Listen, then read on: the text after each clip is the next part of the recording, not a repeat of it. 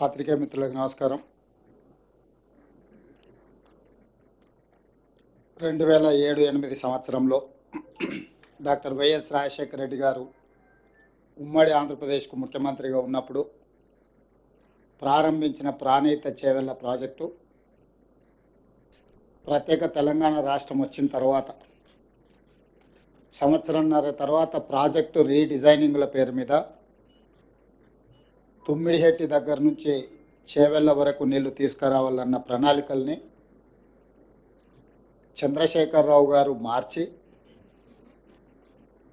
మేడిగడ్డ, అన్నారం, సుందిళ్ళ ప్రాంతాలలో బ్యారేజీలు నిర్మించి తద్వారా శ్రీపాద ఎల్లంపల్లిలో నీళ్లు ఎత్తిపోసి అక్కడ నుంచి తెలంగాణ ప్రాంతంలో సాగునీటి వసతులు కల్పిస్తా అని చెప్పి ఈ ప్రాజెక్టు నిర్మాణం చేపట్టడం జరిగింది. 2015-16లో మొదలుపెట్టిన ఈ పనులు 2018-19లో పూర్తి చేసి ప్రజలకు అందుబాటులోకి తీసుకొచ్చినని చెప్పి ఆనాటి ప్రభుత్వం చంద్రశేఖరరావు గారు చెప్పడం జరిగింది. నిర్మాణం జరిగిన 3 సంవత్సరాల లోపే 2023 అక్టోబర్ ప్రాంతంలో మేడిగడ్డ బ్యారేజ్ కుంగిపోవడము, అన్నారం, సుందిళ్ళ బ్యారేజీలు పగుళ్ళు రావడము, ఆనాడు ప్రాజెక్టులు ప్రమాదంలో పడ్డాయి అని సాంకేతిక నిపుణులు, నేషనల్ డ్యామ్ సేఫ్టీ అథారిటీతో సహా కేంద్ర ప్రభుత్వ రంగ సంస్థలు గుర్తించి వాటి మీద విచారణ చేసి ఆ విచారణ సందర్భంగా ప్రణాళికల లోపం, నిర్మాణ లోపం, నిర్వహణలో లోపం, డిజైనింగ్, కన్స్ట్రక్షన్, ఆపరేషన్ అండ్ మెయింటెనెన్స్లో లోపాలు ఉన్నాయి. దీని మీద పూర్తి స్థాయిలో విచారణ జరగాలని ఆనాడు రాష్ట్ర ప్రభుత్వానికి చంద్రశేఖరరావు గారు ముఖ్యమంత్రిగా ఉన్నప్పుడే నివేదికలు ఇవ్వడం జరిగింది. ఆ సందర్భంలో పిసిసి అధ్యక్షుడిగా నేను, శ్రీ రాహుల్ గాంధీ గారు మేడిగడ్డ బ్యారేజ్ను సందర్శించి మా కాంగ్రెస్ పార్టీ నాయకులు ఆనాడు బట్టి విక్రమార్క గారు, శ్రీధర్ బాబు గారు, ఉత్తమ్ కుమార్ రెడ్డి గారు ఈ ప్రాజెక్టుల పర్యటనలు చేపట్టి ఇందులో లోపభూయిష్టమైన నిర్ణయాలు, అవినీతి, ఆశ్రిత పక్షపాతము, నిర్లక్ష్య వైఖరి, ఎన్నో లోపాలతో కూడుకున్న నిర్ణయాల వల్ల ఈరోజు దాదాపుగా 1,00,000 కోట్ల రూపాయలు పెట్టి నిర్మించిన కాళేశ్వరం ప్రాజెక్టు పూర్తిగా కూలిపోవడం, దీని మీద విచారణకు ఆదేశిస్తాం ప్రభుత్వం అధికారంలోకి రాగానే అని చెప్పడం జరిగింది. ఎన్నికల మేనిఫెస్టోలో కూడా ఈ విషయం స్పష్టంగా జ్యుడిషియల్ ఎంక్వైరీ చేస్తామని ఆనాడు మేనిఫెస్టో కమిటీ చైర్మన్గా శ్రీధర్ బాబు గారి నేతృత్వంలో కాంగ్రెస్ పార్టీ తెలంగాణ ప్రజలకు మాట ఇవ్వడం జరిగింది. ఆ మాట ప్రకారము 14/3/2024 నాడు జ్యుడిషియల్ కమిషన్ ఎంక్వైరీ చైర్పర్సన్గా పిసి ఘోష్ వారు ఆంధ్రప్రదేశ్ ఉమ్మడి చీఫ్ జస్టిస్గా, సుప్రీంకోర్టు జడ్జిగా మొదటి లోక్పాల్కి వారే బాధ్యత వహించి ఈ దేశంలోనే న్యాయ నిపుణుడిగా, జ్యుడిషియల్ సిస్టంలో అపారమైన అనుభవం ఉన్న వ్యక్తిగా పేరు ఉన్న పిసి ఘోష్ గారిని ఈ కమిషన్ చైర్పర్సన్గా తెలంగాణ రాష్ట్ర ప్రభుత్వం నియమించింది. అక్కడి నుంచి దాదాపుగా 16 నెలలు ఘోష్ కమిషన్ నాటి మాజీ ముఖ్యమంత్రిని, సాగునీటి పారుదల శాఖ మంత్రిని, ఆర్థిక మంత్రిని, ఐఏఎస్ అధికారులను, ఇంజనీరింగ్ అధికారులను, నిర్మాణంలో పాల్గొన్న నిర్మాణ సంస్థల్ని, ప్రజా సంఘాలను, పాత్రికేయ మిత్రులను, ప్రజలు ఎవరైనా ఈ ఓపెన్ విచారణకి ఎవరైనా వచ్చి తమ అభిప్రాయాన్ని చెప్పొచ్చని అందరి నుంచి సమాచారాన్ని సేకరించిన సమాచారం ప్రకారం చంద్రశేఖరరావు గారిని, హరీష్ రావు గారిని, ఈటెల రాజేందర్ గారిని నోటీస్ ఇచ్చి పిలవడం ద్వారా వారిని ప్రశ్నించి వారి ప్రశ్నలకు వాళ్ళు వివరణ ఇచ్చుకోవడానికి, వాళ్ళు తీసుకున్న నిర్ణయాలకు గల కారణాలను, వారు అందించిన సమాచారాన్ని అన్నిటిని కూడా వారు విశ్లేషించడం జరిగింది. విశ్లేషించిన తర్వాత 16 నెలల తర్వాత మొన్న 31 తారీఖు నాడు 665 పేజీల సుదీర్ఘమైన నివేదికను తెలంగాణ రాష్ట్ర ప్రభుత్వానికి పీసీ ఘోష్ కమిషన్ అందించడం జరిగింది. ఆ నివేదికను పూర్తి స్థాయిలో విశ్లేషించి సంక్షిప్తంగా ఒక నివేదిక ఇవ్వడానికి irrigation secretary, law secretary, GID సెక్రటరీతో 3 అధికారులతో ఒక కమిటీని నియమించి ఆ కమిటీ నివేదికను మంత్రివర్గ సమావేశంలో మంత్రులందరూ కూడా వివరించడం జరిగింది.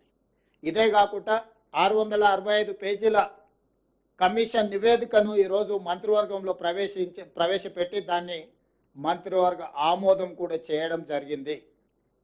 వాటికి సంబంధించిన సమాచారాన్ని పూర్తి స్థాయిలో మీడియా మిత్రులకు చెప్పాలని మంత్రివర్గ సహచరులందరితోని పత్రికా సమావేశాన్ని ఏర్పాటు చేసి అందులో ఉన్న ప్రధానమైన అంశాలను అన్నిటిని కూడా సాగునీటి పారుదల శాఖ మంత్రివర్యులు ఉత్తమ్ కుమార్ రెడ్డి గారు మీకు సుదీర్ఘంగా వివరించారు.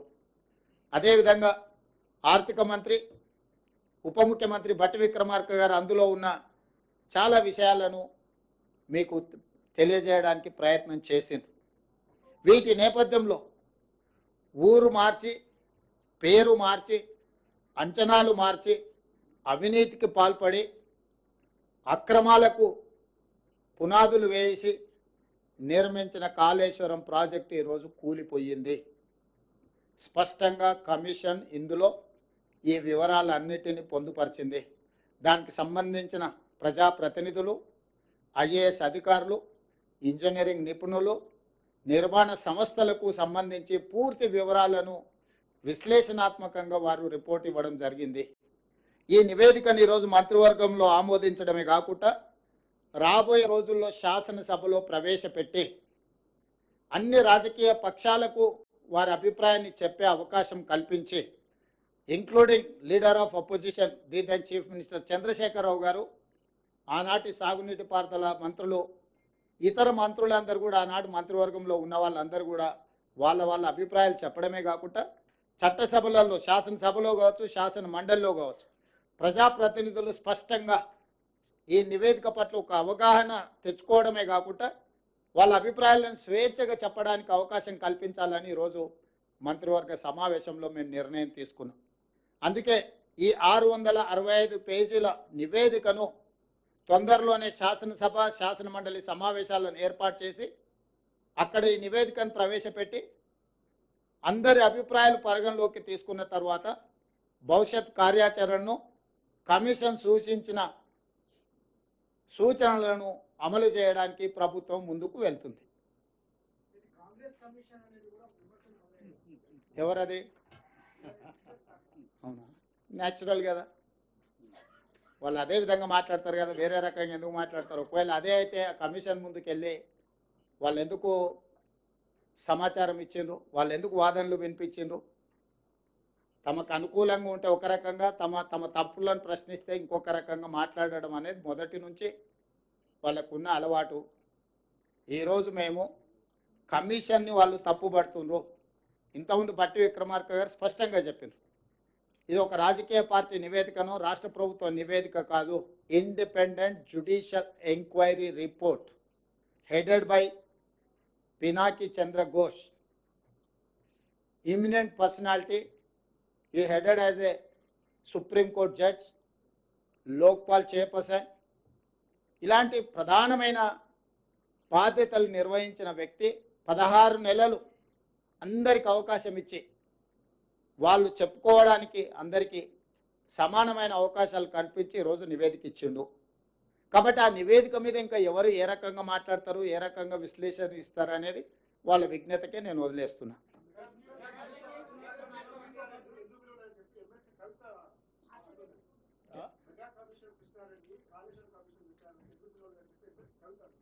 మరి వాళ్ళ ఫాదర్ని అడగాలి. ఎందుకనంటే ఎవరికి ఏం మర్చి పెట్టిండో వాళ్ళ ఫాదర్కి తెలుసు కదా.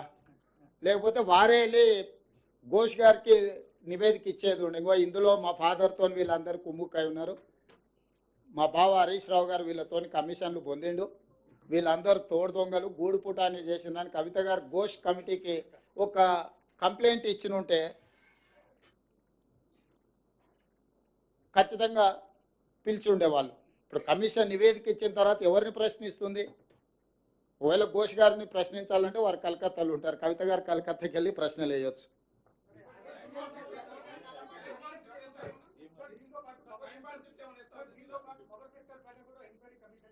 ఉన్నది ఈ రోజు. ఇప్పుడు రాహుల్ దీనికి కన్ఫైన్ అవుదాం.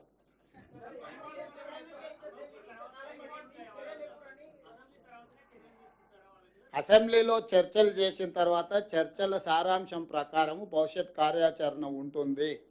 మీకు స్పష్టంగా చెప్పడం కోసమే మీ ఊహాజనితమైన కథనాలకు కానీ ఊహాజనితమైన ప్రశ్నలకు తావు లేకుండా ఉండడానికే కమిషన్ రిపోర్ట్ ఇచ్చిన 4 రోజుల్లోనే మంత్రివర్గ సమావేశాన్ని ఏర్పాటు చేసి మంత్రివర్గ సమావేశం ఆ నివేదికను ఆమోదించి ఆ నివేదికలో ఉన్న సారాంశాన్ని నిక్షిప్తంగా మీడియా మిత్రులకు అందరికీ కూడా కంప్లీట్గా ఇన్ డీటెయిల్ ఒక పవర్ పాయింట్ ప్రజెంటేషన్ ద్వారా మీకు వివరించడం జరిగింది. దీంట్లో ఎలాంటి శశభిషలకు తావు లేదు. నివేదిక సారాంశాన్ని సూచనల్ని తప్పకుండా ఈ ప్రభుత్వం పాటిస్తుంది. దానికి ఒక అప్రోప్రియేట్ సిస్టమ్ని అడాప్ట్ చేసుకోదలుచుకున్నాం. మేము రాజకీయ కక్షాపూరితమైన చర్యలు చేపట్టినట్టు లేకపోతే ఎవరి మీదనో వ్యక్తిగతంగా ద్వేషంతో నిర్ణయాలు తీసుకున్నట్టు ఏమాత్రం చర్చలకు తావు ఇవ్వకుండా ఈ ప్రభుత్వము పారదర్శకంగా పనిచేయాలనుకుంటుంది. కాబట్టి ఈరోజు అన్ని వివరాలను మీ ముందు పెట్టడం జరిగింది.